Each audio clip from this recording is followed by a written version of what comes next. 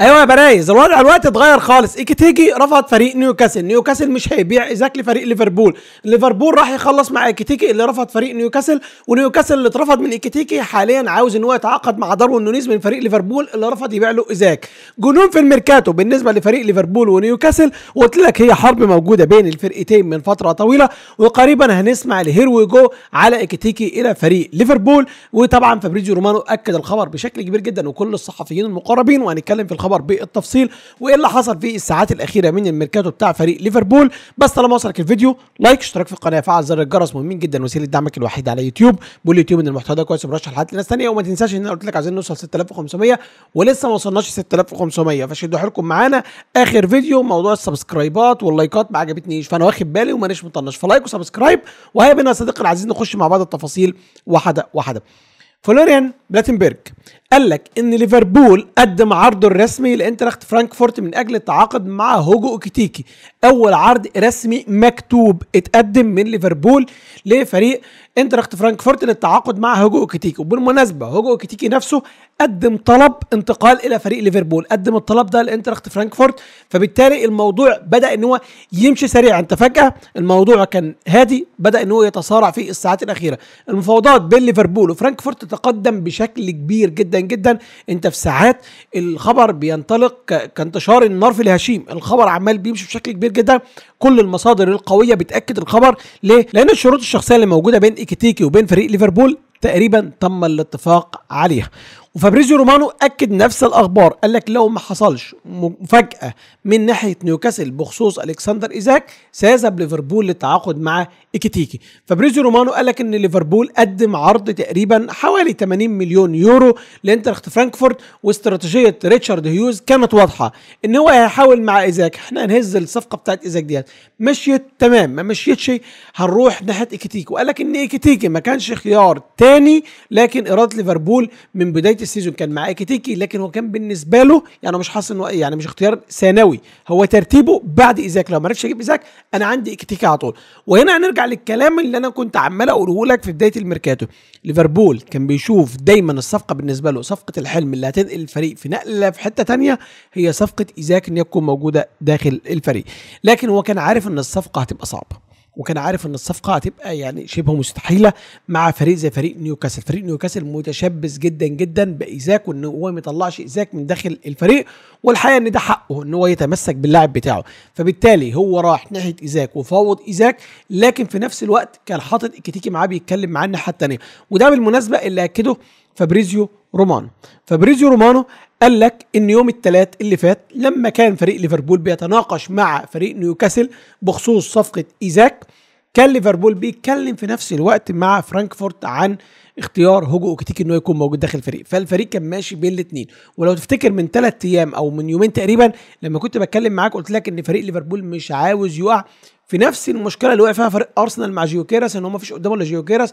فلحد النهارده سبورتنج لشبونه بيفاصل معاهم الواد لو دخل الحمام هتدفعه كام؟ ما انت خلاص انت قفلت دماغك على المهاجم ده وما بقاش عندك حاجه ان انت تروح غير للمهاجم ده. فبالتالي فريق ليفربول كان منفتح على الاختيارين، ان هو ممكن ان هو يتحرك في الاختيارين بشكل كويس جدا. وايكيتيكي كان واضح حسب كلام فابريزيو رومانو ان هو لا يريد سوى الانتقال لفريق ليفربول، وابلغ اداره انتراخت فرانكفورت كتابه ان هو عاوز يروح لفريق ليفربول. ودي النقطه المهمه جدا جدا. الاتفاق مع فرانكفورت قال لك ان ممكن في اي لحظه ان هو يتم، وقال لك خلينا عارفين ان الكلام ده بيشيل بشكل سريع او بيمشي بشكل سريع جدا جدا بالنسبه لفريق ليفربول ان هي بتخلص شويه في موضوع الميركاتو. طيب ايه اللي يخليك كمان تتاكد من الكلام؟ ان بن جاكوب طلع قال لك ان العلاقه بين فريق ليفربول وفرانكفورت العلاقه القويه ادت الى تسريع المفاوضات وتقدمها. وقال لك ان كمان اتفقوا مع اللاعب على مده 6 سنين، عقد لمده 6 سنين.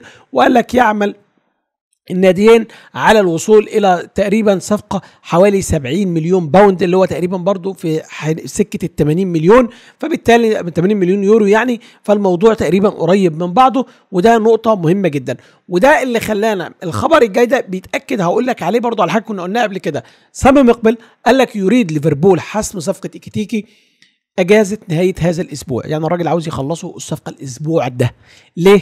قبل ما الفريق ينتقل او ينطلق في المعسكر التحضيري بتاعه، عايزين يكونوا اكتيكي ان هو يكون او المهاجم يكون موجود معاه. وارجع بالذاكره لورا شويه لما كنا بنتكلم في الوقت اللي كان جوتا رحل فيه، فاكر لما قلت لك ان الاسبوع اللي النادي تقريبا متوقف او الحياه متوقفه داخل فريق ليفربول هتاثر على الفريق بشكل كويس او بشكل كبير جدا جدا، هي الفتره دي. الفترة دي لو كان فريق ليفربول مضى في المفاوضات مع ايزاك كان وارد ان هو يكون دلوقتي ايزاك هو اللي كان بيخلص، لكن طبعا الفريق توقف فما بقاش قدامه مع العند اللي عند فريق نيوكاسل وانه عاوز يخلص الصفقة عشان اللاعب يبدا مع المعسكر التحضيري ويشرب افكار المدرب ويتطبع مع اللعيبة وما ذلك، ما يخشش الماتشات الرسمية يبقى انت لسه عايز انك تجهزه، لا دي يبقى هو داخل معاك من الاول واخد الاحمال البدنية، فبالتالي ابتدت تتحرك مع صعوبة صفقة ايزاك ناحية ايكيتيكي. ديفيد اورستين قال لك ليفربول يحرز تقدما في مفاوضاته مع انترخت فرانكفورت بشأن التعاقد مع هوجو اوكيتيكي. قال لك العرض المقدم من النادي تقريبا للاعب البالغ 23 سنة يتجاوز ال 80 مليون يورو فيما يعادل تقريبا ال 69 مليون جنيه استرليني اللي هو ال 70. فانا عشان كده بقول لك الاخبار كلها شبه بعضها. فابريزيو رومانو بيقول كمان ان نيوكاسل انسحب من صفقه اوكيتيكي، فبالتالي الصفقه بقت الى فريق ليفربول، رغبه اللاعب ان هو يروح فريق ليفربول، رغبه ليفربول ان هو ياخد اللاعب، نيوكاسل انسحب من الصفقه، فبالتالي تقدر تقول ان اوكيتيكي حاليا على الوضع اللي احنا موجودين عليه اصبح لاعبا في فريق ليفربول. يتبقى الرتوش الاخيره اللي هتكون موجوده او المفاوضات بين الناديين.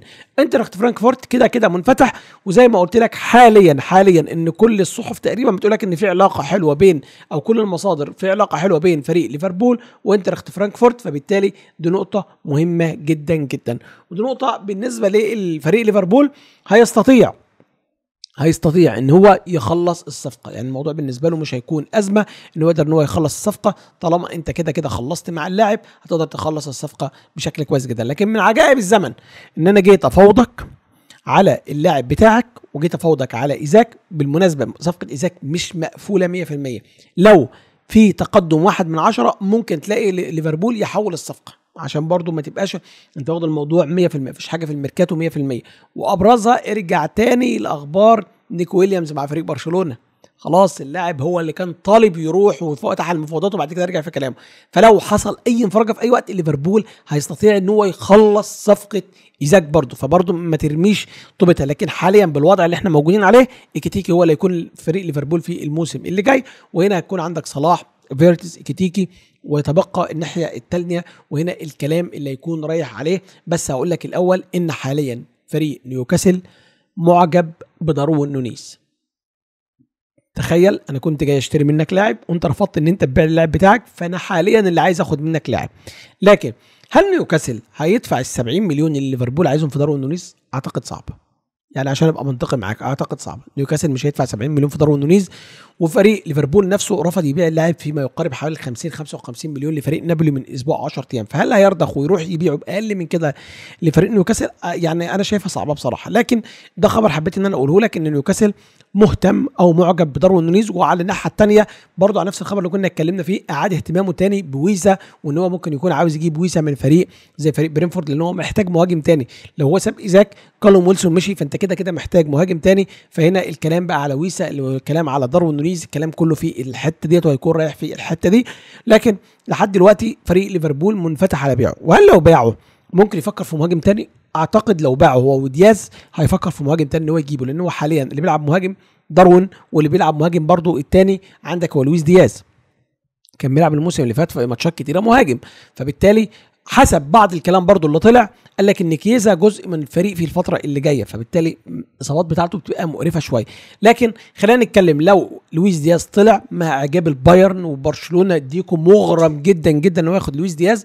فلو دياز طلع على الرغم ان هو فريق ليفربول حاليا بيقيمه ب 100 مليون وعايز يبيعه ب 100 مليون عادي جدا، بقول لك ممكن يقول له حاجه من السعوديه ب 100 مليون. لو باعه حسب الكلام اللي طالع ان خلاص ليفربول بدا يفتح مفاوضات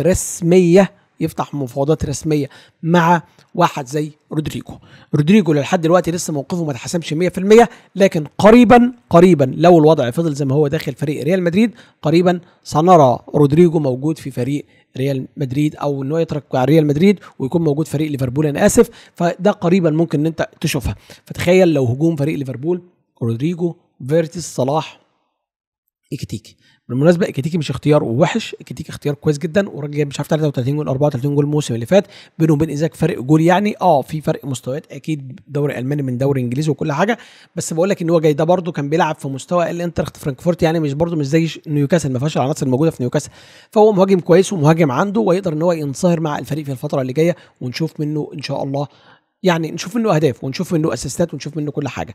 هذه حلقه اليوم يا صديقي العزيز، اتمنى الحلقه تكون عجبتك، لايك اشتراك في القناه فعل زر الجرس، مهم جدا وسيله دعمك الوحيد على اليوتيوب. ان شاء الله ده حلقه النهارده، لو طلع حاجه تستاهل هنطلع تاني، ممكن نطلع ندردش مع بعض تاني ان شاء الله. اتمنى الحلقه تكون عجبتك، واشوفك حلقه تانيه جديده، والسلام عليكم.